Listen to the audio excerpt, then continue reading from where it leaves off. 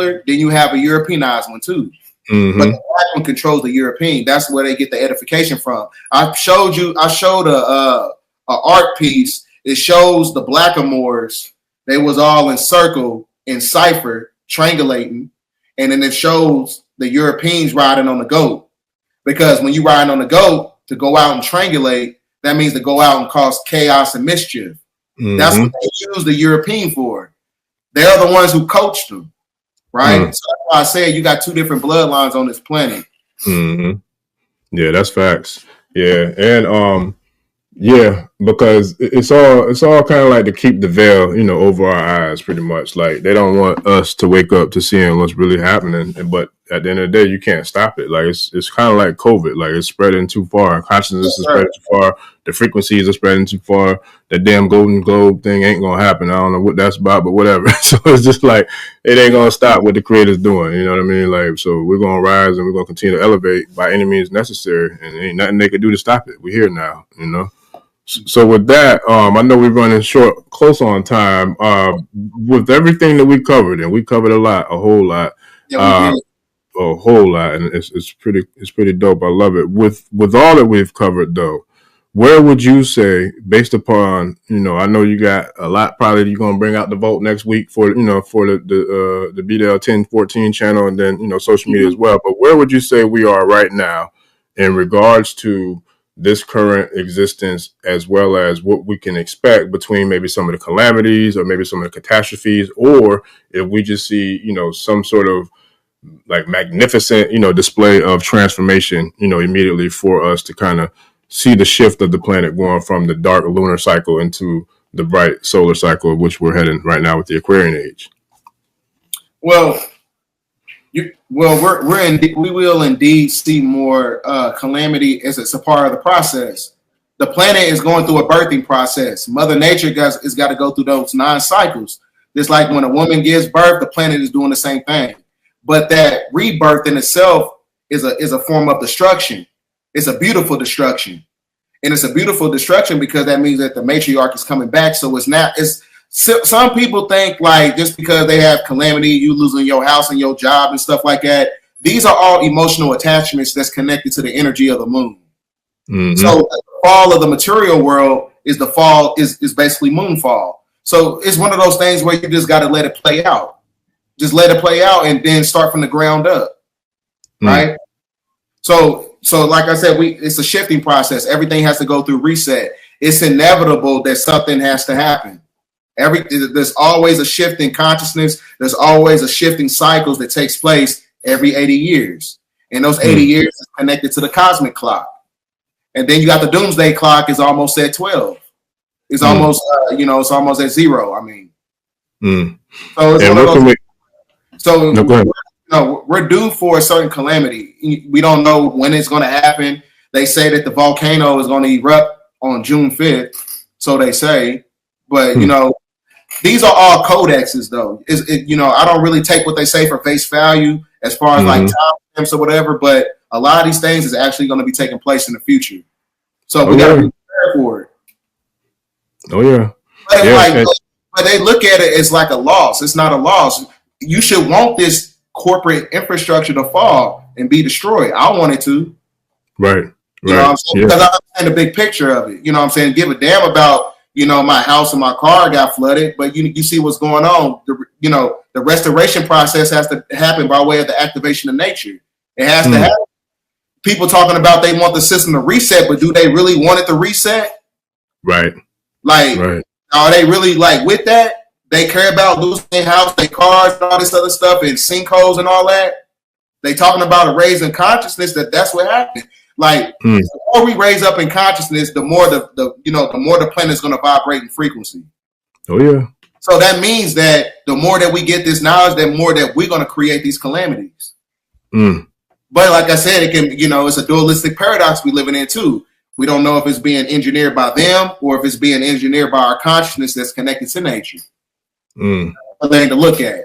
But we asked for it, so we can't be mad when certain things happen. We can't be scared. I'm not scared. Not at all. Me either. Because this is the physical body, man. It's all part of the program. Yeah. it's funny because I share with people like when it comes to this thing called life, I look at it like if you look at this current and present existence, I look at it like when we come into this physical body, this meat suit, whatever you want to call it, this, temporary tomb, whatever you want to call it, it's only for just that, a temporary, amount of time. It's like when you get a rental car, when you get that rental car, you pull off the lot. Yeah, you starting with it during that time that you got Right. it under that agreement, but you got to return that thing at some point in time. Like that's the same thing as this body.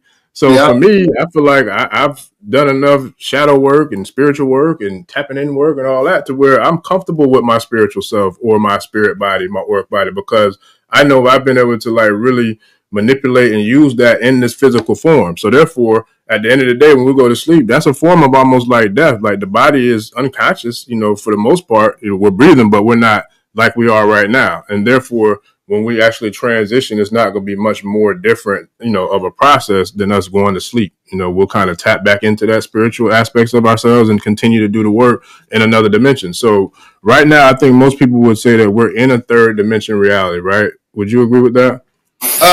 We're in the third dimension, but we're breaking out of it. So where do we go next? Do we go to the fourth or do we go to the fifth? We're in the fourth right now.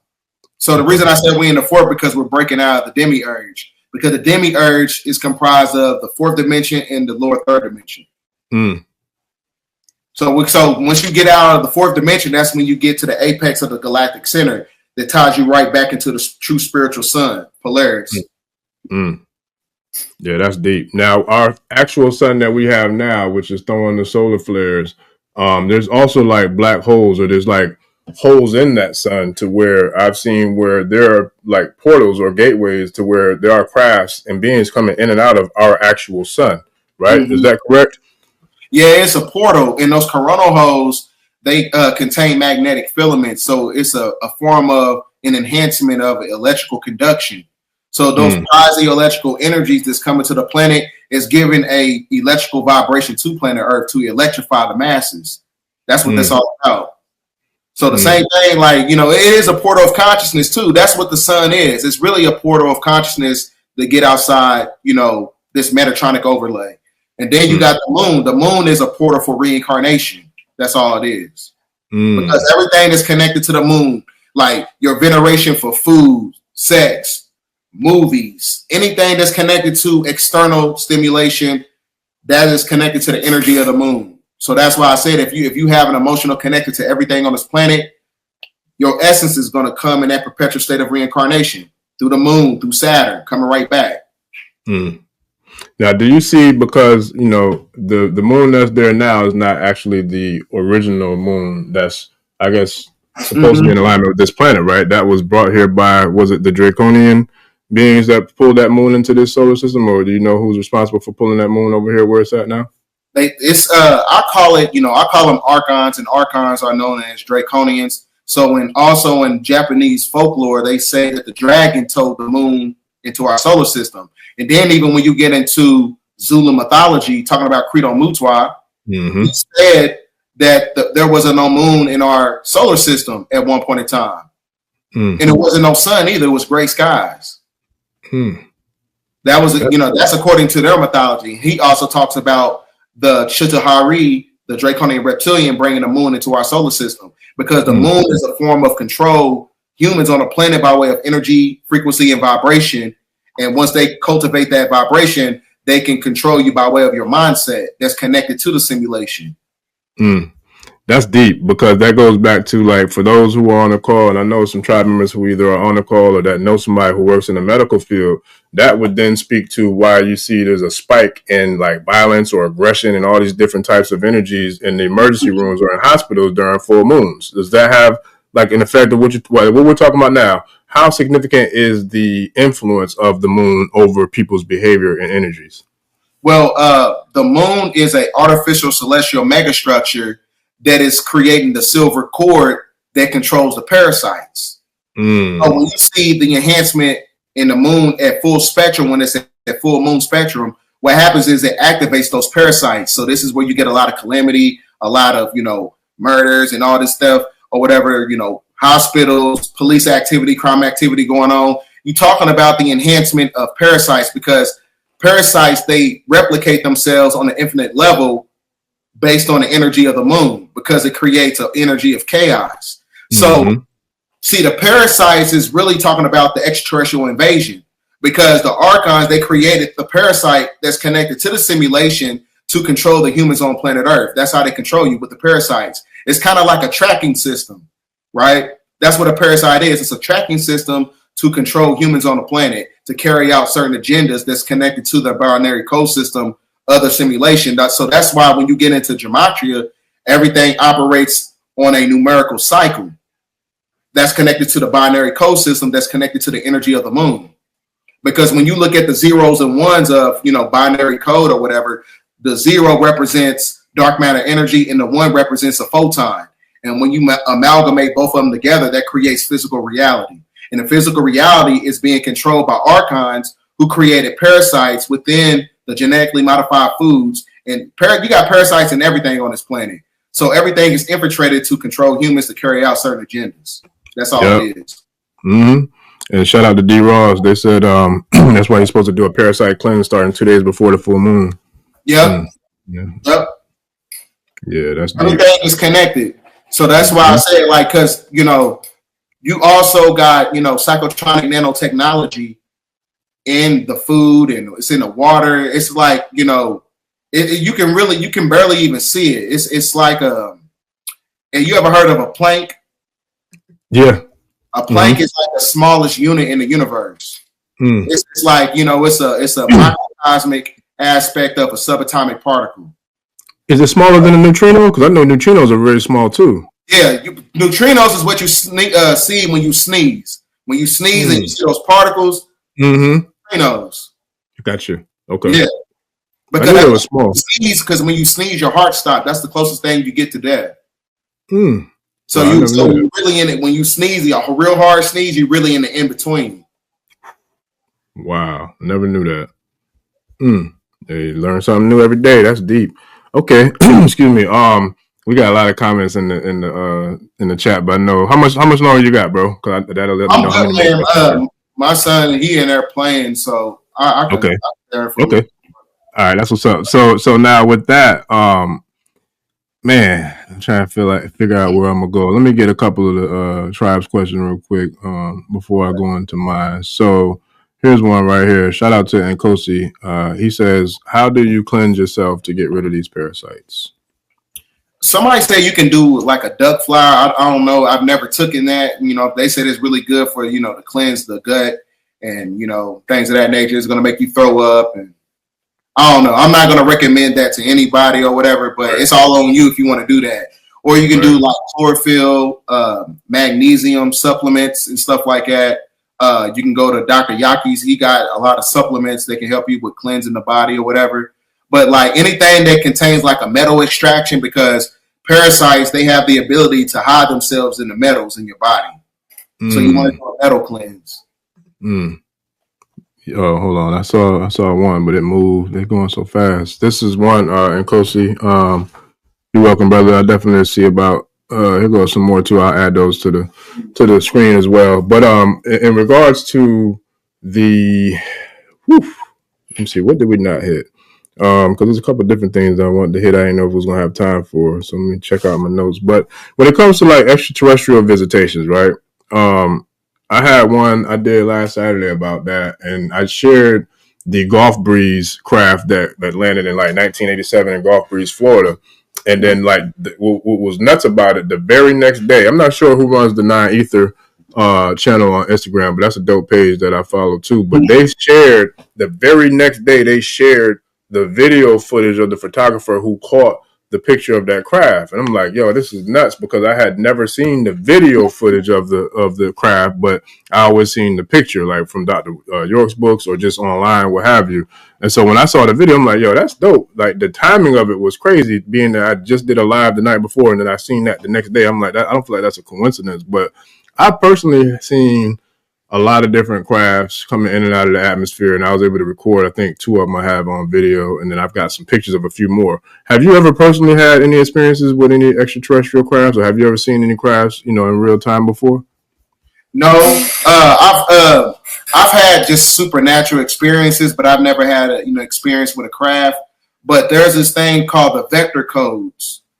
Vector codes, they can give you ninth dimensional knowledge to where you're able to control crafts with your brain capacity. That goes into ancient Taoism, and I ain't talked about that yet, but I don't want to, I got you. Yeah, we can save it. Listen, because I do know the Dr. Stephen Greer, I believe is his name. He has this thing where they do the I forgot what they call it, but like he gets a group of people together, like on a beach or somewhere out in nature, and they all get together and they kind of like meditate together to try to kind of invoke or try to connect or communicate with extraterrestrial crafts. And they have, I think they showed a few where they did kind of have some contact or what have you. But in regards to the crafts that are coming in and out of the planets, like some of the ones you've seen and shared on your channel, who do you feel like these beings are, and why do you feel like they're coming here now, where we're seeing so much of the footage that's being captured and shared around the planet in regards to extraterrestrial activity? See, the great majority of them actually come from the ocean. There's a book that you got to read. Well, I'm pretty sure you already read it before. This is kind of like Conspiracy 101. Behold a Pale Horse. Yeah. The naval intelligence officer, he said that he's seen spacecrafts coming from the ocean. He said he never seen them coming from the sky. And then there's a woman who lived in Southern Illinois, a black woman in the 1920s. She's seen a spaceship come from her lake. So they have the ability to travel, but the great majority of them that's controlling those crafts or whatever are grays. And the reason that they're grays is because grays don't have a certain genetic format to replicate themselves on an infinite level when you're talking about being able to procreate, because they don't have any type of biological functions. They don't have, they can't reproduce. So they come to the planet to abduct people. So this goes into the Majestic 12. The Majestic 12 is basically amalgamated with, insectoids, draconians, and the Zeta Reticula grays. And they use everything in it's like a harvesting planet. That's what the demiurge is all about. The demiurge is really coming to the planet to suck up microscopic waves of energy to control humans and basically put them in a state of trafficking and things of that nature. That's why, how do 800,000 kids come up missing every year, on time, every time? That's because it's being done at the highest level of government. And those governments is in connection with these extraterrestrial entities for trafficking. That's why this is all Canaanite worship. What you had to do in order to get, riches and stuff in the Canaanite culture, you had to sacrifice somebody to the god of Moloch, right? And the god of Moloch is Baal, and Baal is Enlil, who is Yodabath, the same person. Yeah, you see, it all ties all the way back together, bro. Yeah, listen. It do. And listen, I'm gonna get his brother. I'm gonna ask his brother his question because he sent love, saying, shout out to DJ, always supporting brother BDELL Illuminati. I'm on to you. Question is, young Pharaoh, Rashad Jamal down for COINTELPRO in your opinion? I know these forces always working against the chosen. What's your take? Salute to them two brothers. You know what I'm saying? They, they're going through, detrimental situations or whatever. I spoke to young Pharaoh probably, maybe about 3 months ago. And he's trying to revitalize his situation. I don't know what he got going on now. And, as far as, when it comes to young Pharaoh, I can say probably, I would say more than likely, because not only was he propagating, high frequency knowledge, but at the same time, he was propagating a form of masculinity. He was a real rebel. So I think, a lot of times the infiltration, process takes place when you start, connecting yourself to, politics and stuff. So once you start rubbing shoulders with those people, a lot of times, that's when you see people take a downfall. But as far as like Rashad Jamal, I don't know, I don't really know the ins and outs of his situation or what really happened. So, but, more power to them brothers. Hope they get it right. Yeah, I've been hearing a lot of different stuff. I really don't get too deep into, too much that has to do with other people, only because, you and I spoke about it off air before. But and so when it comes to the rise of consciousness and it comes to where we are right now. Yeah, I wasn't gonna go here, but I did see some people bring it up. I saw some people bring it up in the comments, man. So we saw, those of us who follow your channel, we saw a very interesting conversation the other night, man. Like I said, I wasn't gonna go there, but I saw them, bring it up, and then we got a little bit more time. So, do you want to kind of share a little bit about the conversation that you had a couple nights ago with the brother 607? Well, we had a conversation when we was going to tackle the metaphysical principles about the demiurge, but it's one of those things where when you're operating from a high vibrational frequency, a lot of times your energy is going to disrupt other people's energy. Mm-hmm. Because like I said, you become a mirror to other individuals. So mm-hmm. What was lacking in him, he's seen in me. So it kind of reversed the polarity of the situation, and it created resistance all throughout the whole dialogue. So mm-hmm. Like I said, this is why I said it's imperative before you get into spirituality. You got to heal first. You cannot just jump into esoteric knowledge and spirituality and think that, you have the ability to, demonstrate knowledge to, different demographics of people. You got to master your emotions before you tackle, other factors of knowledge, right? Because otherwise you're going to weaponize the spirituality. You're going to weaponize it for money. You're going to weaponize it to control people. You're going to weaponize it, for your own benefit. So that's why I said you cannot just jump to esoteric knowledge and spirituality and conspiracy and skip the healing, because it's going to create spiritual psychosis, right? This is why you got so many people in the conscious community. They dealing with a lot of mental illness and mental psychosis because they're not dealing with the healing first. You got to heal first, because otherwise you're going to become over emotional. You're going to be energetically out of balance, painting your fingernails, acting like a woman, all this other stuff. Because like I said, this system is, they use this system to create a chaotic energy, right? Planet Earth is an insane asylum. So that's why I said you got to be balanced mentally, physically, spiritually, and vibrationally in order to, vibrate at your higher self. That's why I said it's one of those things where you got to be, especially with the so-called black man in America right now, you got to master your emotions. Yeah. You know what I'm saying? Because, from my perspective, I feel like at this point that anti-intellectualism is an attack on masculinity. Mm-hmm. They don't want black men to be intelligent. They want to keep mm-hmm. everything dumbed down. They want you to say stuff and don't want to, explain where it came from. Mm-hmm. You see what I'm saying? And that's what I do with my information. I tell you something, I'm not going to just say that you can make up something that, there's a portal in Antarctica. Okay, yeah, but why is there a portal? And who put it there? And what's the reason behind it? Right. So that's what I get into. You can't just tell people stuff nowadays. Everything has to be demonstrated. Everything has to be, based on factual evidence, because you just get on these cameras and you just start saying stuff, and then all these people believing you, leading these people, astray from the real knowledge. Yeah. People, you got to understand what these words mean. You got to use, certain linguistics and certain words that, to get the edification across. Right. So that's what it's all about, man.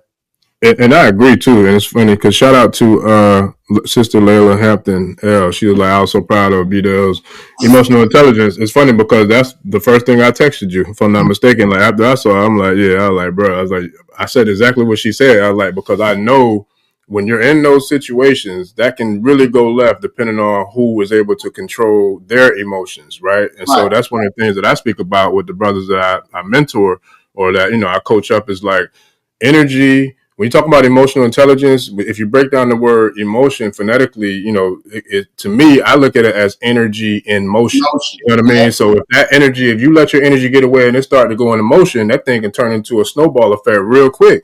Right. I know personally because I used to struggle with that, and sometimes I still do. But for the most part, I've gotten a lot better handle on it. I'm grateful for that because that's where it allows me to be in control of myself, and then I can then be in control of that situation by not letting that other person's energy take control over me. And one of the things I do my best to teach, especially the young kings, is like nobody can take your power from you. Right. You can give your power away, but nobody, I don't care how powerful they are, they don't have the power to take your power from you. Because then, that's them taking your ashe, or they taking, your energy, or taking, whatever you are as regards to your spiritual or physical makeup. you can't let anyone take that from you. You can only give it to them. And so when in that situation, I was proud of bro too, because he sat there and held it down and didn't fold into that same, little energy, tantrum or rant. You know what I mean? So it was a dope display of emotional intelligence, because we have to see a lot more of that, because unfortunately our youth are being led by that kind of energy, the energy that you're talking about. So, and like I said, in over emotionalism, like in ourselves,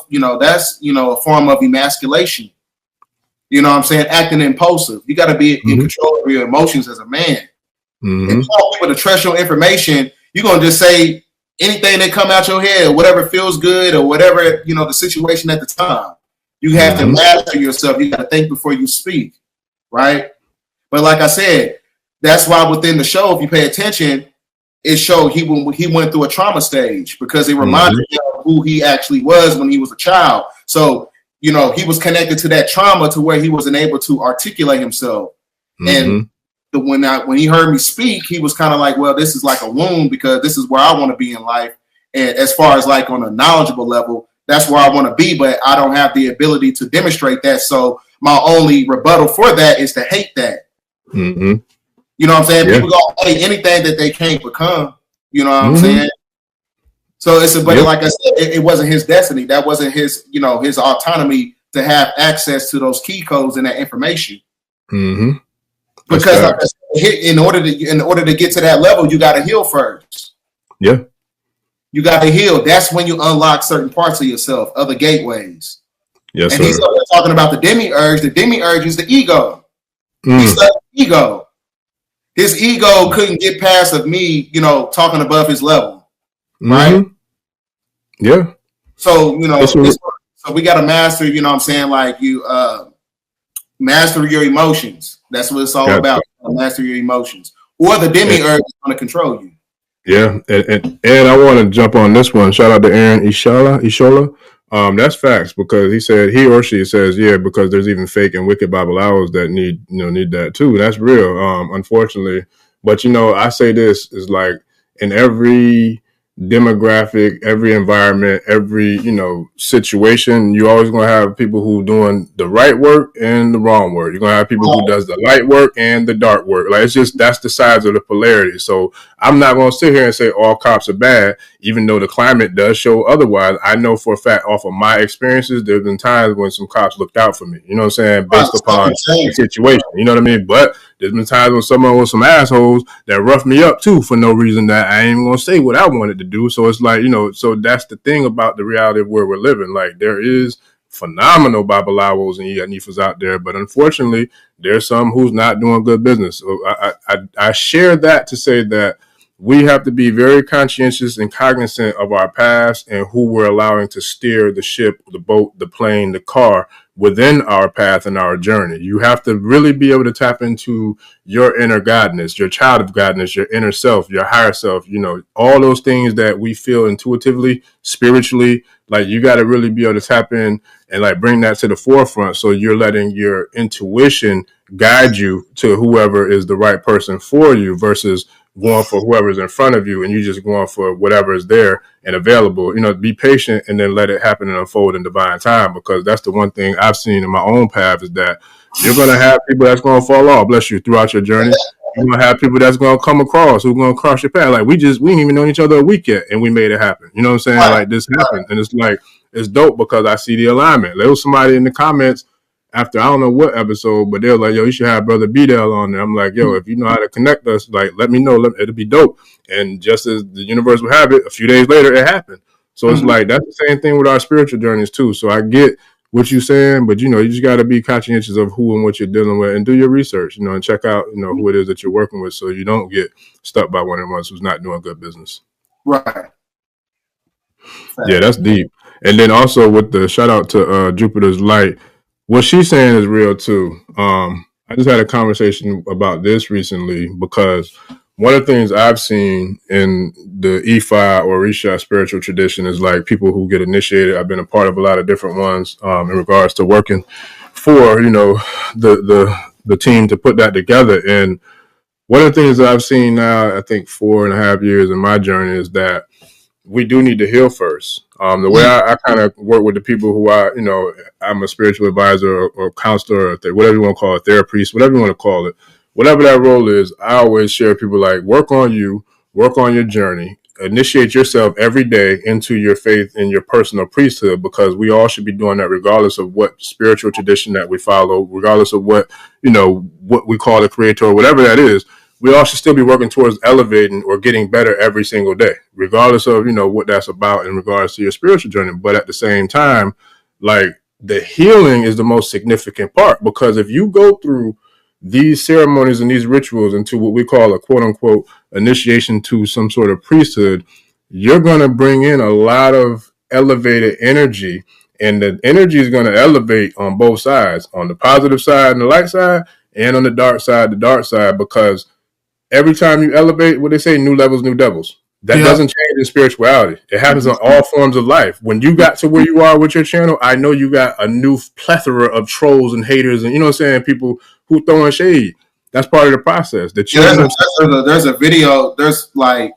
I got probably about over 1,000 fake Facebook accounts, and people think it's me, and I'm messaging them to get money and stuff like that. Like, y'all know I don't talk like that. Like, it just sometimes, spiritual discernment, you just gotta, use common sense, bro. Yeah. I got my hands full. I don't have time to pay attention to other people and try to get money off them or scam them or whatever. And bro, I'm a full-time dad, and I got my girl, and I got my own stuff I got to deal with as far as like trying to write my book. I ain't got time to be worried about other people. I know that's. I have no time. All my time is putting all my time back into myself. Facts. Big facts. So.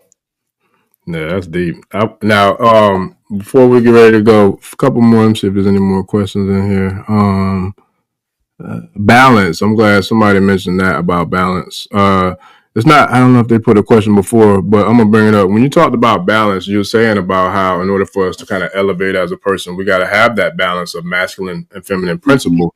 Can you kind of share like what some of those regards are? Because I know when it comes to like studying and wisdom and knowledge, this and that, like they say people who know how to use both sides of their brains are usually, further when it comes to like intelligence, because you're able to activate both the left and the right hemispheres, of the brain. Can you kind of share how the balance of that comes into elevation, the elevation of the consciousness or leveling up, as what we talk about? All right, being able to balance, you have to compartmentalize certain energies. So, like I said, too much of anything is bad for you. So, like I said, if you work out more than you read, you're still out of shape. So you got to balance those energies out, balance out the physical and the spiritual. That's what makes you a master. 360 degrees of the physical, 360 degrees of the spiritual. You combine them together, that's 720 degrees of knowledge. That's when you tap into the apex of Christ consciousness. It happens by way of balance, the balance of the left hemisphere of the brain and the right hemisphere of the brain, because it activates magnetites and dendrites that creates more neurons. And those neurons ties the brain together to where you become whole. You cannot be holy until you become a whole brain thinker. They understand that in the esoterics. So that's what I'm saying. Like, that's the only way you could become a God. Balance is God. That's the God frequency. Gamma radiation, right? So you got to be balancing your energies in order to tap into that, that metaphysical state. That's what's up. Yeah, I love it, man. So I know we definitely went in and we went hard, man. Anything you want to share with the people in regards to like what you got going on and what you got coming up in the very near future before we get out of here? Well, I got something going on with Yaki in Stone Mountain, Georgia, in Atlanta on June 28th. And then I believe I'm going to be at the Knowledge Fest in August, sometime in August or whatever. And I'm still debating on the Quantum Fest. I'm supposed to be going to the Quantum Fest in Houston, Texas. So I don't know if I'm going to that. So those are the all four of the things that I got on my agenda. I'm also working on a book right now, and it's going to be based on, healing, the black sheep of the family, chosen ones. It's going to be based on mind science technology, and I'm going to break it down from a historical perspective as well. That's pretty much all I'm doing right now. Just, write my book and preparing for all these, these other outlets and trips and whatever. I love it. Yeah, I look forward to crossing paths with you, man, and chopping it up in person in the near future for sure.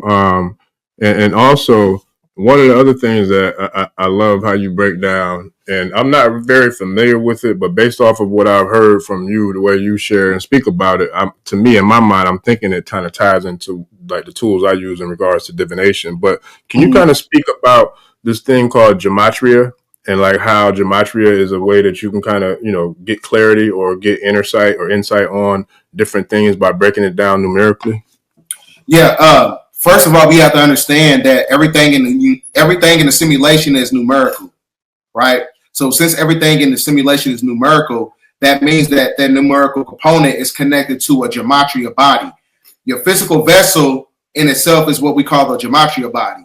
But in order to escape it, that's when you tap into the Zohar, which is your higher self that's connected to source. So the gematria body is tether connected to everything in a simulation. So that's why when you look up certain words or certain events that took place in the gematria calendar, they line up with other things that took place within that dimensional reality or whatever time period or whatever era. So if I look up, the gematria for the New York Knicks versus Pacers or whatever, it's going to be a numerical sequence that's in alignment with that event.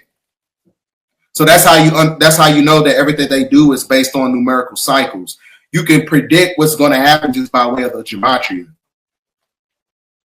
Yeah, that's definitely I like that because it's the binary code. That's how you hack the matrix system. Yeah, you understand the gematria calendar. Just like all right, for instance, best way I can explain it, like when you had that event that took place in 2001 with the buildings or whatever, the first building hit and it fell at 1028. 1028 is the 128 code. The 128 code is the 911 code. And the 911 code is the code to get back to the galactic center because those two buildings was a representation of the tuning forks that connects you right back to the galactic center of Jack and Boaz and Freemasonry. So the 9 is what represents the galactic center when you're going all the way back. And then the 128 code is connected to the bridge. That's how you can tell what's going to happen next. That's how I be, catching them. I'm just by way of the cycles and looking at what happened, when the sun was at solar maximum. You see, that's the thing though. This is why it's imperative to understand, like when it comes to, getting stuck in religion, some people don't even get into the esoteric knowledge because they stuck in the Islam. They stuck into the religion because if you want to get to the truth, you can't just be one dimensional with the knowledge. Because just in the Hebrew doctrine, they talk about how they don't want you to read no other manuscript except the Bible, right? But what about all these other books? They got all this other knowledge that's telling you about what's going to be taking place as far as like calamity and stuff. You got to be a step ahead of the game. You can't just be so confined. But that's what the religion is for. This is why we can't get to the truth. People are boxed in by their ideologies. Yeah. You know Yeah, and that goes back to even like one of the things that I want to have a good deep dive in on is like the separation, like this whole this whole separation thing that we see. Religion is already doing that alone, but a couple of shows ago we had a bunch of people going back and forth about whether humanity began in Africa or it began in America, and it was crazy because at the end of the day, I share with you how I feel about it. My thing is this: it's like at the end of the day, it doesn't matter to me because I'm looking at it as if, okay, let's just say if Mother Africa is our mother and America is our father, or if America is our mother and Africa is our father. Either way it goes, our people have traversed this whole entire planet. And if we're going to sit here and argue over something small like that, I don't even think we like really at the level where we are positioning ourselves to take the oppressor's foot off of our neck because we fighting over dumb shit when we ought to be learning how we can elevate, form, coagulate together. United we stand, divided we fall, so we can figure out what we got to do to get rid of, that oppression. And I think that's where we got to really do the deep diving and the healing in regards to who and what we are instead of judging, and passing judgment and shaming and talking down on folks. Like, lift them up, lift your fellow brother up, lift your fellow sister up. Like, nah, we don't need to be tearing them down. Like, when I saw your page, I'm like, yo, bro, it's dope. And I tapped in because I'm not intimidated by your success. If anything, I love it because I told you off here, like, bro, I love your work. That's dope, man. Keep doing what you're doing because the people need that, But then you have gatekeepers, and guardians of information that don't want to give people access because they don't want to see that person get further along or higher than them. And I feel like those are the ones we got to really keep an eye on. You know what's crazy about that though? Because one thing people fail to understand as far as like conscious leaders, you can't put yourself on a pedestal so high to where other people can't touch you. Because some people, when they get to a certain level, they act like they can't be touched. You know, you're supposed to stay connected to the people, because the people is the ones who vilified your message in the first place.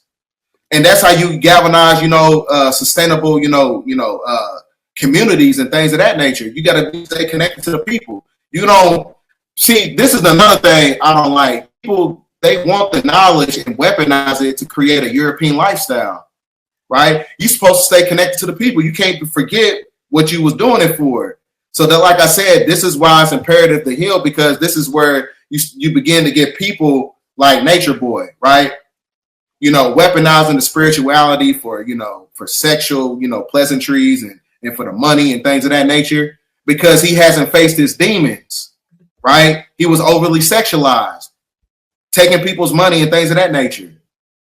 So that's what happens when you're not healed. When you're not healed, those are the catalyst that follows up whenever you have the ability to become a leader and things of that nature. That's what happens. And I never heard of that. Who is that person? You said Nature Boy? Who is that?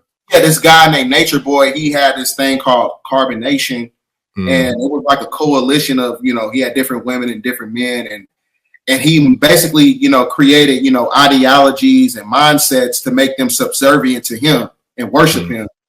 And he weaponized, it's pretty obvious that something happened to him when he was younger. It sounds like a cult. Yeah, it was a cult. So that's how cults are, formed. Yep. They get this information from unhealed people that's pulling in other unhealed people. Yep. Hurt people. Yes, sir. Right? That's facts. So that's why I'm saying you got to heal first. This is why a lot of people be like, oh, well, I resonate with 607 Unc's message because we both come from the streets. No, the thing is to heal, to get away from the street mentality, not to vilify it. Mm-hmm. I don't care about what you're saying. If you're not healed, it's coming from a dark place. Yes. Yeah. Everything you're going to do is dark. It's going to come with an agenda. This is why you can dangle a bag of money in front of somebody's face and be like, hey, go push the Republican Party. Yep. Can't do that. That's why those do it. And then I say, you can't do that with me because I come from a balanced household. I had my mom and my dad. Mm-hmm. I didn't come from no broken home. I'm not saying I'm not trying to castigate people who come from that. But like I said, if you come from that, you need to heal from that and then give people edification. Right. So that's why I say, like, it's no reason for me to weaponize the information, because all my information is going to come from a genuine place. I'm not trying to get money from people and trying to, weaponize it, to get ladies and stuff like that. That's a bunch of BS. Oh yeah. No, I agree. And I feel like it's the people who've been, what they say, you got to go through some things to get through some things. You know what I'm saying? Yeah. So like the people who've been through a lot, those usually make the best leaders. The ones who get healed, the ones who get refined, the ones who tap into inner self and who elevate themselves in their mind's eye. You know what I mean? Because they've been through so much. We talked about Malcolm. You remember you had the show with Malcolm X. Yeah. How do you think he was able to get to where he got to? He healed. Yes. You know what I'm saying? When he became a spiritual leader, he wasn't into the hedonistic culture. He wasn't messing around with women. The FBI, when they looked at the file, they said he was the most righteous man they ever seen. Yeah. Right? He came from the streets, though. Yeah. You know what I'm saying? He came from the streets. He edified himself, got the knowledge. Then that's when he became a leader. See, the thing is, people, they getting a lot of knowledge, not healing, and then they end up in detrimental situations because they didn't heal. Right. Mm-hmm. So that, what I'm saying, like, Malcolm X is the perfect example of, what we're talking about right now. Oh, yeah. And that's why I always use him, especially when I'm talking to young people, because if there's nobody else that I personally relate to the way I relate to Malcolm, because his life path is very similar to my life path, almost identical in certain aspects. So it's like that connects with me. You know what I'm saying? Like that speaks to my spirit. And that's why I'm so much of a super fan of his, and like that's why I look up to him. That's why he's my hero, because when I looked at what, as a little boy, when I first heard of who this guy Malcolm X was, I remember seeing him and I just was like, yo, in my little young mind, it was like, whoever this guy is, he's the truth. Like, he is like the most brilliant photo or visual I've ever seen of what I would, if I could define a black man, I would define it as him. You know what I'm saying? Because that's just how he had that kind of influence over me, like a magnetic pull. You know what I mean? It's never changed. So now I get the opportunity to talk to young brothers. He's the first person I talk about because I can relate. You know what I mean? So it's like, so yeah, that's real, man. Like, I remember watching his movie when I was little, and I told my dad, I probably was about like in middle school. I said, when I first watched it, I was like, I want to be a Muslim. I was like, why? I said, you just watch Malcolm X. I want to be like him. I want to be a Muslim. You know what I'm saying? But even though, you know, my stepmother, she a Christian or whatever, but you know, she didn't like the sound of that or whatever. But like I said, man, as far as like that goes, you know, Malcolm X is the perfect example, is, you know, of leveling up. Yeah. You got to face your demons to level up. You got to go through the darkness to get to the light. The same story of Lazarus, right? Mm-hmm. You know what I'm saying? Even when you're looking at the story of Gehazi, he had everything, right? And then he weaponized everything that he had, and God took it away. Mm-hmm.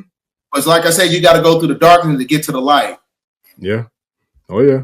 And shout out to Juicy's Planet. Yeah, she said it means a lot to not come from a broken home. It does. And I'm going to tell you another thing, too.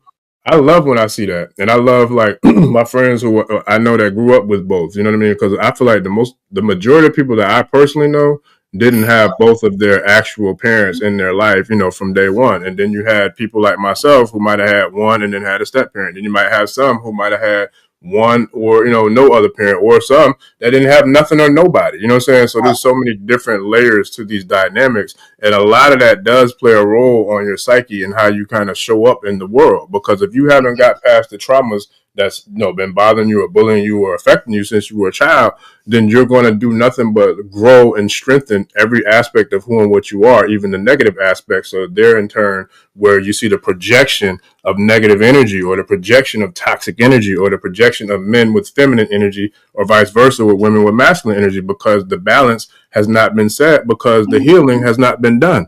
And like that's a real thing, you know, that we got to definitely work on, you know, collectively. It reminded me, in that situation with 607, it reminded me of the fact that it was a lot of kids, just people in my city. They don't like me for no reason, and there's no reason for them to like me. I haven't done nothing to them. I ain't said nothing to them. I stay to myself. I'm an introvert, so it's like I said, when you have a certain energy of authenticity, it's going to disrupt people's nervous system. You know what I'm saying? Where, like I said, it's going to manipulate them so much to the point they're energetically out of balance, so they have no other reason to attack you. They're going to attack you every time. Mm-hmm. Because, like I said, you become a mirror. You know what I'm saying? So, it's real. Even back in the day, like when I was like out there, you know, in that Detroit red part of my life, listen, like for real too, though. I promise on everything. Matter of fact, what's even more funny is I used to have books on the block, and I'm serious too. And the crazy part is they were Dr. York's books. I remember that. Like I used to literally have his books on the block on all nighters. We hustling, and I remember having the books with me because I've always been that guy who loved to read, who loved to study, who loved to learn. And I dealt with a lot of the same things you did, I'm sure, because even in school. Like they used to, because I was born up top in the Northeast, I moved down to the Southeast in like 4th grade. So when I got down here, like I talked different. So when I was in class, like, man, you talk like a white boy. You know what I'm saying? Like because I taught proper English, but I'm like, nah, I don't know no white boy that talk like me. So if I sound different than you, then I just talk different, but I don't sound like a white boy. You know what I'm saying? Like there's a big difference between the two. But it's like, but it comes back to what you were saying, that when you have a certain level of intelligence or information or knowledge or whatever, it could just be confidence. You know what I'm saying? People who have less than, they're going to automatically project because they feel inferior, which is self-inflicted, based upon what you have, which they perceive as superior, where you're not even looking at them like that. You know what I mean? So it's like, that goes back to like how important the healing aspects are with all of our journeys, because when we are able to do that, that's what makes me look at you and be able to say, yo, that brother is doing his thing, and brag and tell other people about it, because I'm proud to see a young brother doing his thing like that. Because you could be doing a lot of other bullshit, you know what I'm saying? Right. But you're not. So Exactly. I got to give credit to that. You know what I mean? But at the same time, I've experienced what you've experienced, where there's some elders who don't want to see me do my thing because I'm not doing it the way that they want me to do it or how they did it. So it's like we're always kind of in that state of evolution, to where we still got to kind of be in the state of being in the ring to kind of to fight off the BS, but also to continue to manifest the things that are good, you know, that we came to the world to bring forth. That lets you know that people are not spiritual as they believe to be, and they just dealing with the aesthetic of it. Mm-hmm. You know what I'm That's saying? right. Because, you know, that some people be like, they might look the part, but they don't think the part. You know, they still have a jealous energy, energy of envy. But, you know, it's like I said, you got to, you know, cultivate the balance in order, you know, to get to the next level. And you know, and it's a manifestation blocker as well. The more that you have jealousy, envy, or anything that, you know, to shackle somebody else's evolution, it's a manifestation blocker. Yes, sir. No, I agree. Yeah, man. So there's a lot of them coming in, but I'm gonna go ahead and give you the opportunity if there's anything that you want to share with the tribe before we get out of here. Because listen, I was telling somebody on here a few weeks ago, they're like, how much longer can you go? Like, man, I can go as long as I like. Nah, don't say that, because they'll go all night.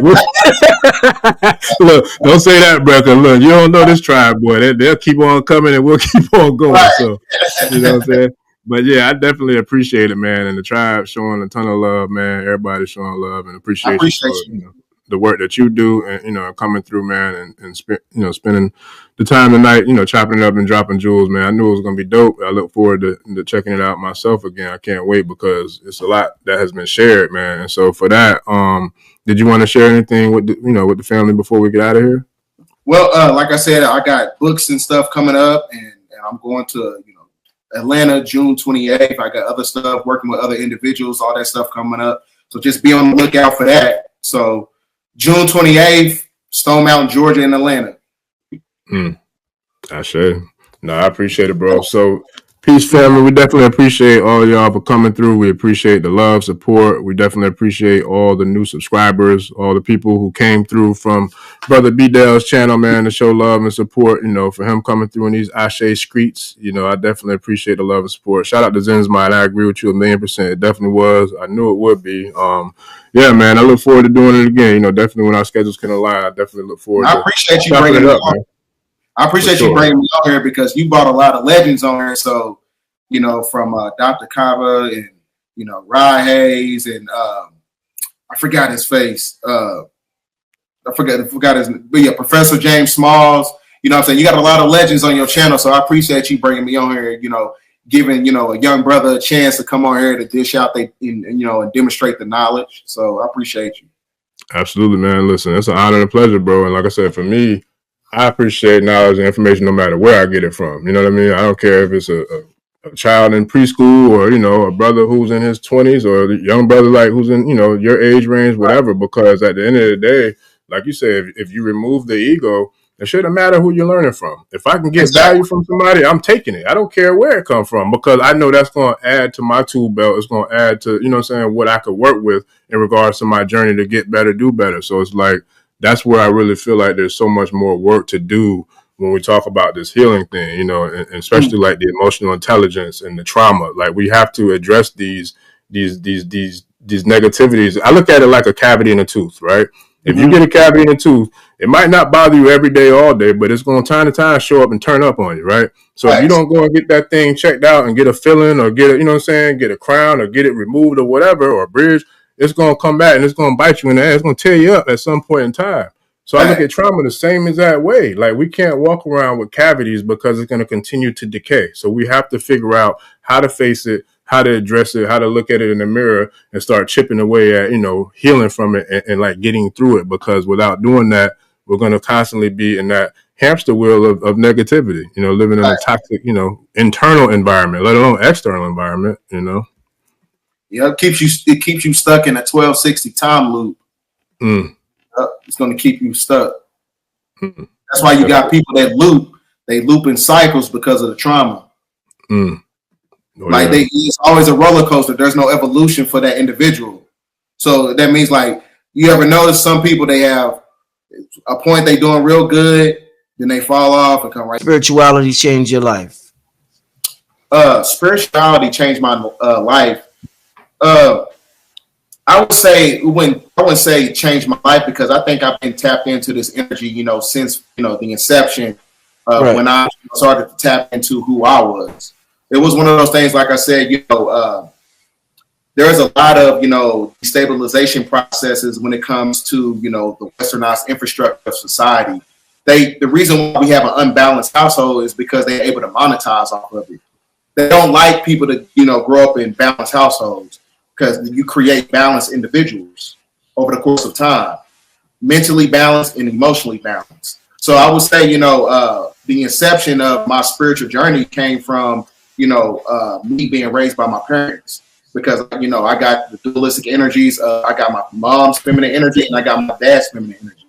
So that created, a form of balance that led to a form of discipline over the course of time. So this is why, I stay working out, I stay reading, because like I said, if you work out more than you read, you feel out of shape. So you got to have, the dualistic energies in order for you to get to the next level. So I would say my spiritual journey,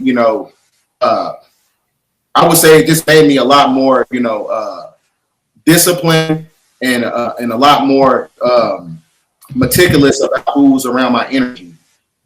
So I use a lot of psychic self-defense because of that. So yeah, I would say it enhanced my spiritual journey. Indeed. All right. New Diamond said it was a lot of dragonflies out there. What significance did they have, like the bees and the doves? I didn't know the dragonflies was out there, but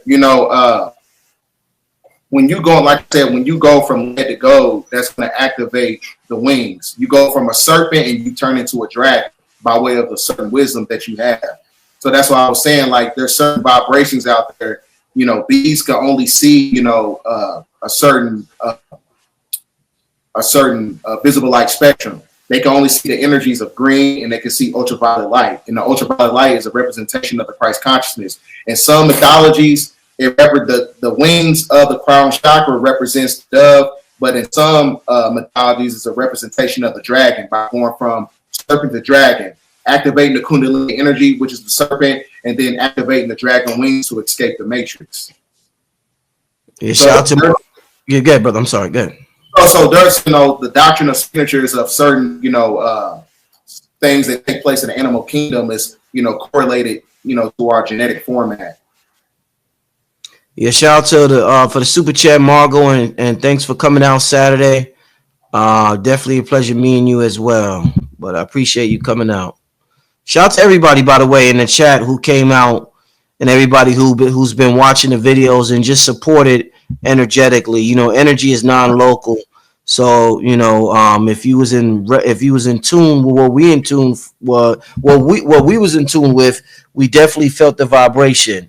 You know what I'm saying? So shout out to everybody who sent the positive vibes our way, Somebody says, is it good or bad to put honey in your hot herbal tea? No, it's good to put honey in your tea. It's gonna create it's gonna soothe your throat. Yeah. So it's good that it's gonna activate that the throat chakra because there's a lot of properties in honey.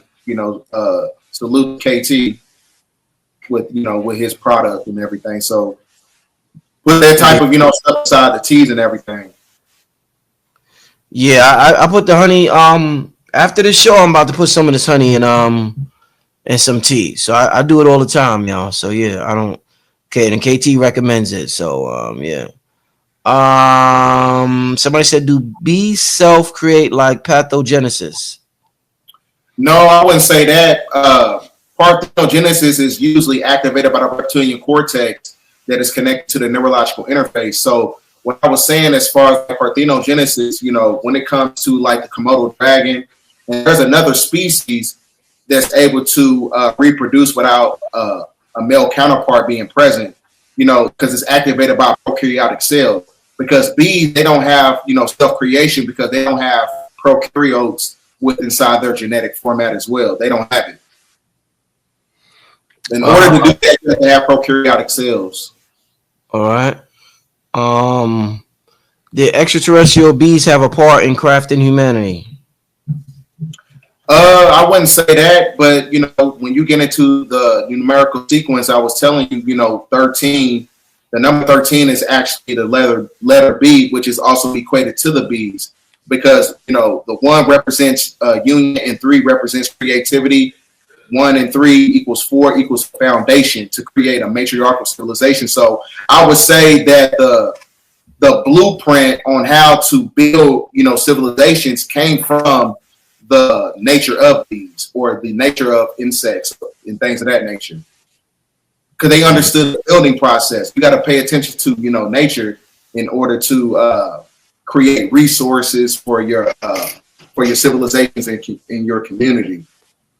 Mm-hmm. Yep.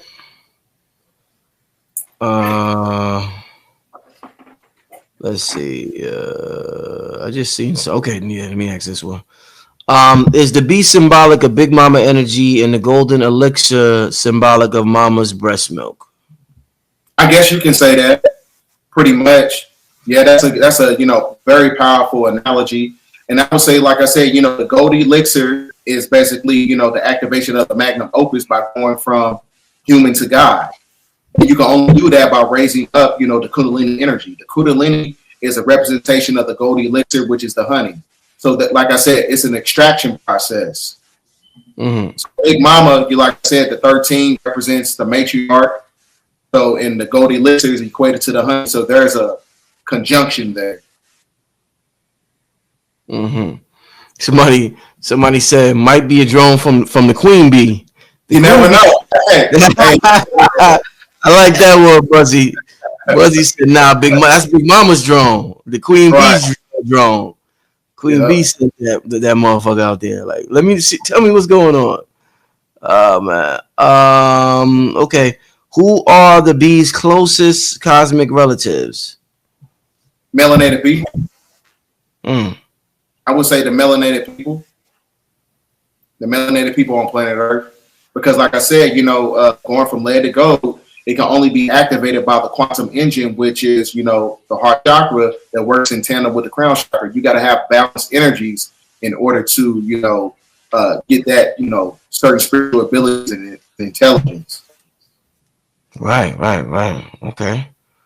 Let's keep this thing going. This is I'm really enjoying this conversation tonight. Okay. Is the bee business something you can see growing in the Black community? I can see that. See that. But it's one of those things where we have to tap right back into nature, because, like I said, there's not a lot of female trees. There's 98% of the trees that you see in America or just on planet Earth are actually male trees, because they put a lot of terminator seeds inside the soil to where they don't grow any type of produce. Because, like I said, the pollination is a protein, and that protein in itself is carried by a larvae extracted from the bees. So we have to, tap into the ecological systems of nature if we want to get into that energy of, growing a business around that. Yeah. Somebody said, remember the bees in the movie Jupiter Ascending surrounded the queen because of her frequency. I don't remember that, and I seen that movie. Yeah, I remember that, because I told you, the Ethiopian king, his name was Lalibela. It means that the bees recognize his sovereignty. That's because from the inception of birth, he was surrounded around a lot of bees, which gave him the ability to have reign. That's what made him chosen to be a leader, of the future nation before he died and things of that nature. Damn. Ain't that something, y'all? Imagine how we pick presidents and people pick their kings. Imagine living in a society where the bees pick who's king or queen, depending on who they're standing next to or swarming around. That'll be a fire process to decide who's going to rule over the land. And we need to tap right back into that, because if nature chooses your ass, that means that you fit for the job. Yeah. Because the ecology of animals and ants and plants and things of that nature, they're connected to the Most High. just like children. Mm-hmm. Right? They, like I said, everything in nature, everything from the inception of birth, when you talk